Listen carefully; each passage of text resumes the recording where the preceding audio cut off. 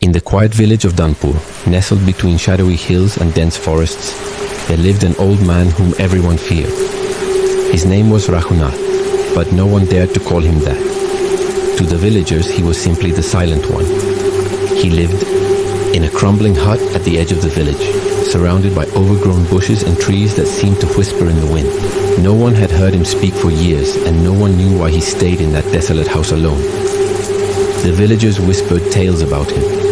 A sorcerer, they said, cursed by his own magic. Others claimed he was a guardian of something ancient, something dangerous. Children were warned never to venture near his hut. But one stormy night, curiosity got the better of a young boy named Arjun. Arjun had heard the stories, of course, but he was tired of the fear that gripped the village.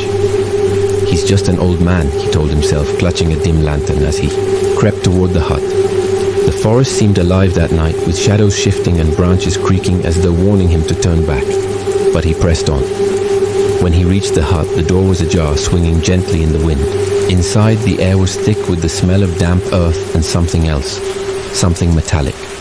The old man sat in the corner, motionless, his back to the door.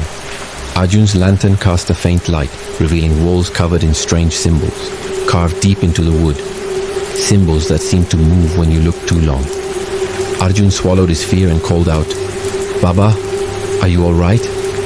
The old man turned slowly, and for the first time, Arjun saw his face clearly. Hollow eyes stared back, but they were not empty.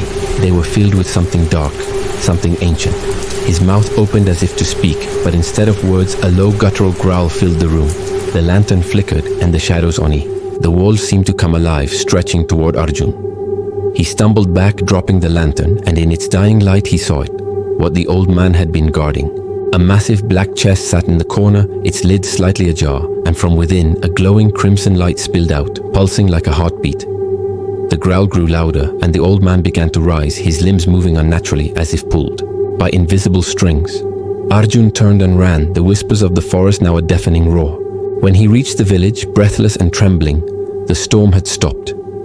The next morning, the villagers found the hut empty. No old man, no chest. Only the carvings on the walls remained, glowing faintly in the morning light. From that day on, no one spoke of the Silent One again. But every stormy night, faint whispers could be heard coming from the edge of the forest, calling for someone brave or foolish enough to return.